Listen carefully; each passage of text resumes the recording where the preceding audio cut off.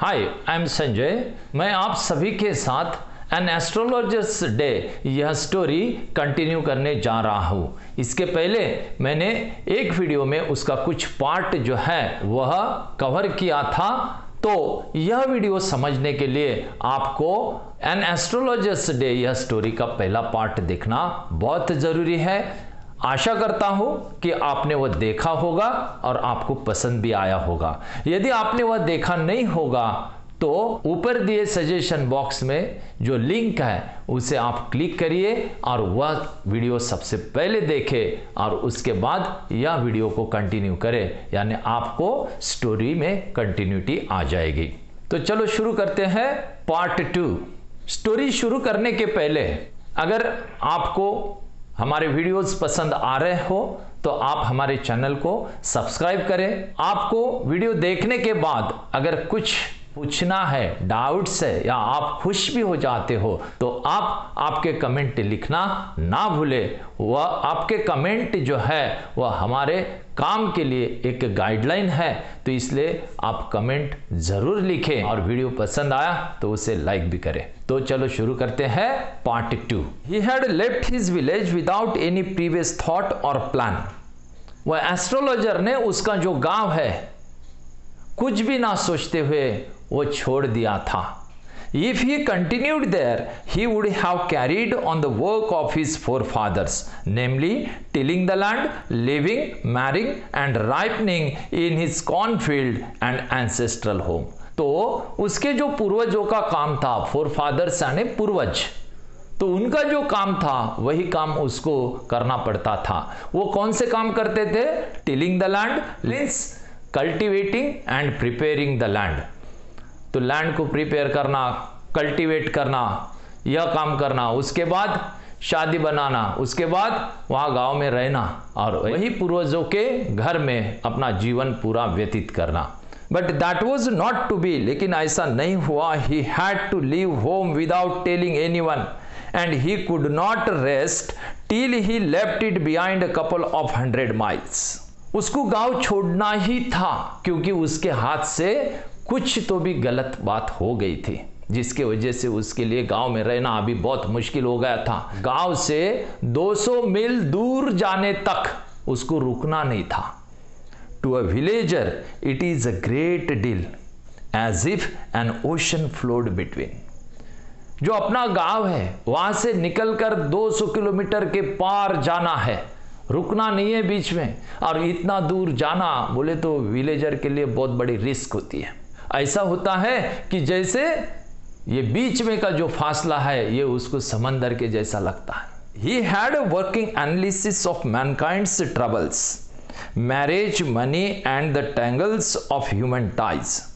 Tangles of human ties means relations, understanding between human। उसके पास मानव जाति के परेशानियों की बहुत अच्छी समझ थी, चाहे वो फिर पैसे की परेशानी हो, चाहे मैरिज की परेशानी हो या अपने ह्यूमंस के जो रिश्ते हैं, जो अंडरस्टैंडिंग है उसकी परेशानी हो। इसलिए उसने एस्ट्रोलॉजर का काम शुरू कर दिया था। Long practice had sharpened his perceptions. बहुत साल यह एस्ट्रोलॉजर्स की प्रैक्टिस करने के वजह से उसके जो परसेप्शंस थे, परसेप्शंस यानी समझ, आकलन, किसी को भी देखकर जल्दी समझ जाना, वह जो है वह एकदम शार्पन्ड हो गई थी, यानी बहुत तेज हो गए थे उसके perceptions. With in 5 minutes he understood what was wrong. बिल्कुल 5 मिनट में समझ जाता था कि क्या गलत है।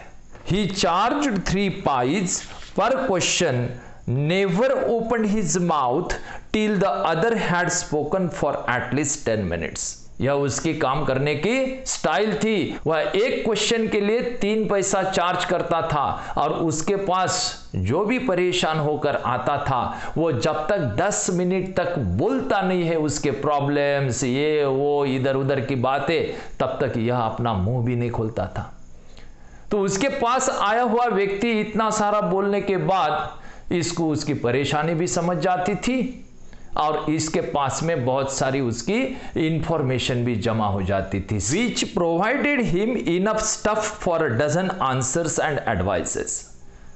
तो तो उसके वो 10 मिनट बोलने के बाद इसके पास बहुत सारी इंफॉर्मेशन आ जाती थी, स्टफ यानी इंफॉर्मेशन, और जिसके भरोसे ये उसके बहुत सारे क्वेश्चंस के आंसर्स भी देता था और उसको एडवाइसेस भी देता था। When he told the person before him gazing at his palm, जब उसके सामने बैठे हुए इंसान की हथेली वह टक लगाकर देखता था और उसको बोलता था, In many ways you are not getting the fullest results for your efforts. 9 out of 10 were disposed to agree with him.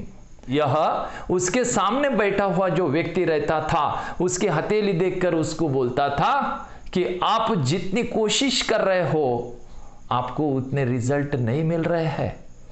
तो 10 में से 9 लोग यह वाक्य सुनकर उनका जो मन है वो एस्ट्रोलॉजर के तरफ झुक जाता था, उनका एस्ट्रोलॉजर पर विश्वास बैठ जाता था। क्योंकि यह जो चीज है कि एफर्ट्स करना, हम कोई भी इंसान रहो वो जितने भी एफर्ट्स करता है उसको लगता है कि हमें उतने आउटपुट नहीं मिल रहे जितने हम एफर्ट्स कर रहे।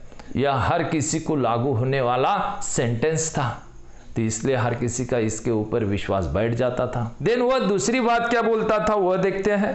और he questioned, is there any woman in your family, may be even a distant relative who is not well disposed towards you. या फिर वो क्वेश्चन करता था कि आपके फैमिली में ऐसी एक वुमन है, औरत है, या फिर वो दूर की रिश्तेदार भी हो सकती है जिसकी आपके साथ में बनती नहीं है। नहीं तो फिर यह तीसरा, he gave an analysis of character, वह फिर उसको उसके कैरेक्टर के बारे में एनालिसिस करके देता था, यानी उसका स्वभाव कैसा है, वो व्यक्ति कैसा है, उसको क्या लगता है क्या नहीं लगता है, यह सारी चीजें फेस रीडिंग करके वह उसको बता देता था। वो कैरेक्टर बताने में वो क्या बताता था कि most of your troubles are due to your nature, आपकी जितनी भी परेशानियां हैं वह सिर्फ आपकी स्वभाव की वजह से है। How can you be otherwise with Saturn where he is, Saturn यानी शनि ग्रह, यह शनि ग्रह जहां पर है उसे देखकर ऐसा लगता है कि आप ऐसे अलग कैसे हो सकते हो, डिफरेंट कैसे हो सकते हो। Otherwise means different. You have an impetuous nature and a rough exterior.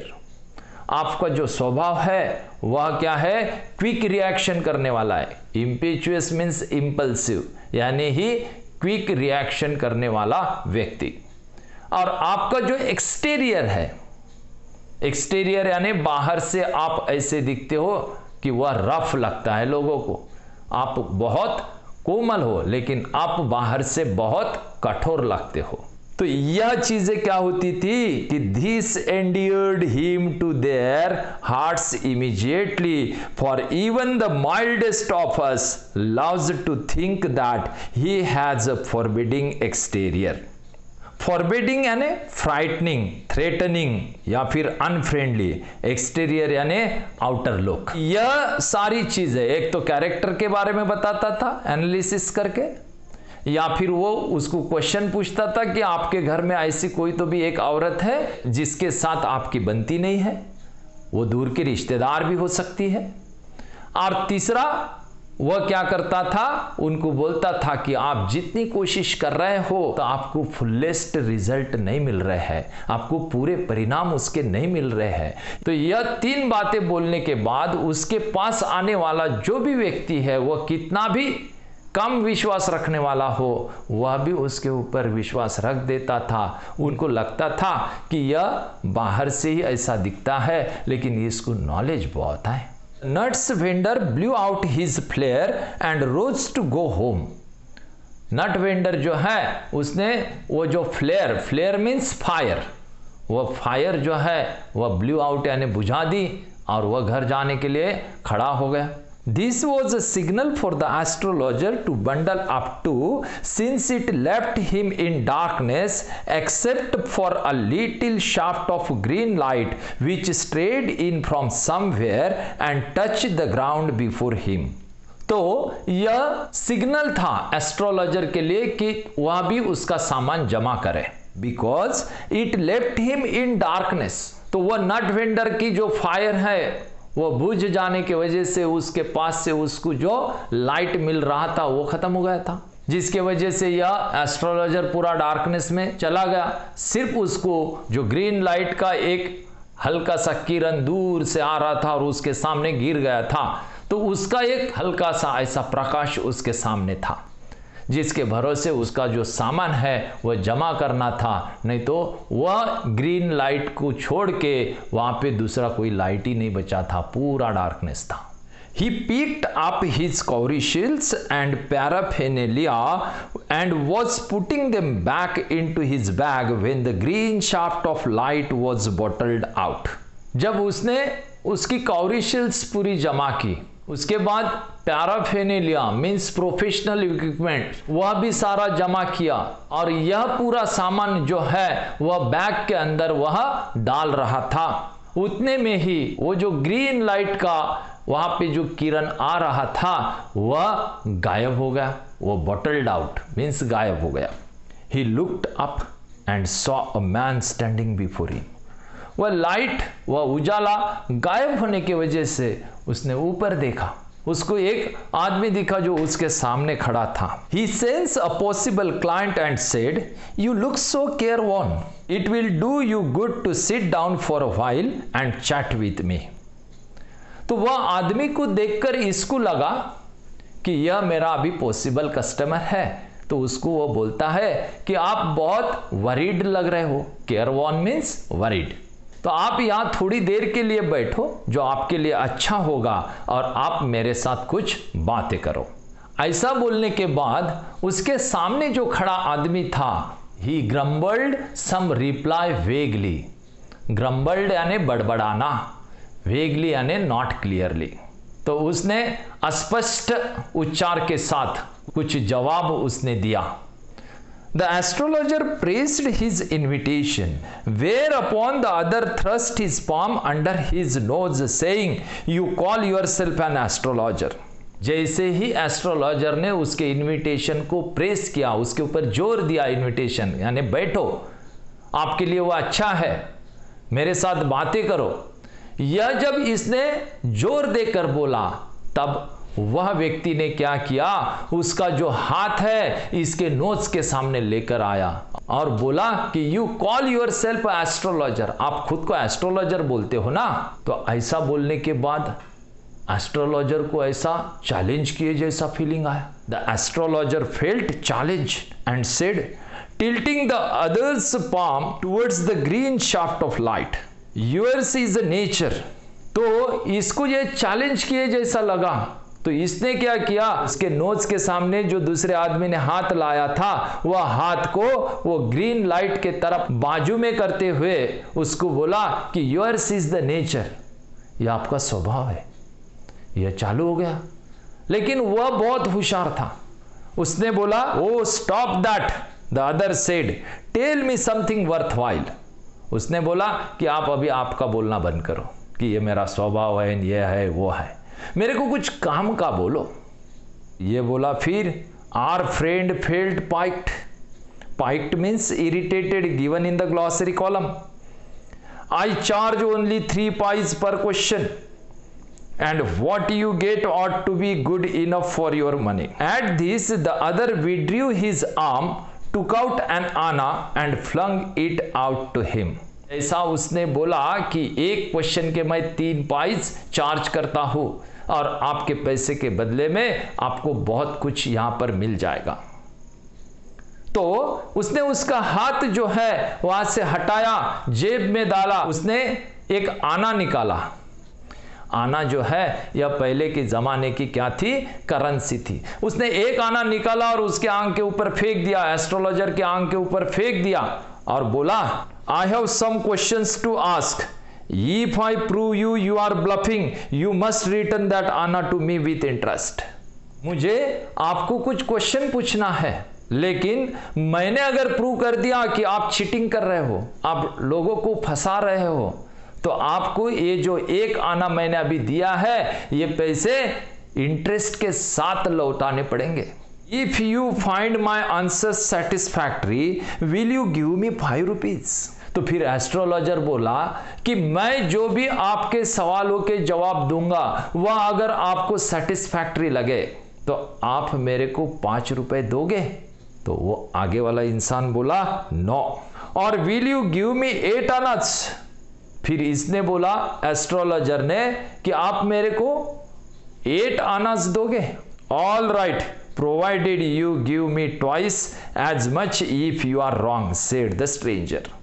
वो जो स्ट्रेंजर था, अननोन पर्सन जो था, स्ट्रेंजर मीन्स अननोन पर्सन, वो जो अननोन पर्सन था वह बोला कि ठीक है मैं 8 आनास दूंगा, लेकिन अगर आप रॉन्ग हुए तो आपको डबल पैसे देने पड़ेंगे। Twice means double. The pact was accepted after a little further argument. और इस तरह से दोनों के अंदर कुछ आर्गुमेंट हुई और उसके बाद समझौता हो गया। पैक्ट यानी समझौता। यह स्टोरी का आगे का जो पार्ट है वह हम वीडियो नंबर 3 और वीडियो नंबर 4 ऐसे 2 पार्ट में देखेंगे। आपको जरूर हमारी स्टोरी अच्छी लगी होगी। हम आपके कमेंट्स का इंतजार कर रहे हैं। Thank you.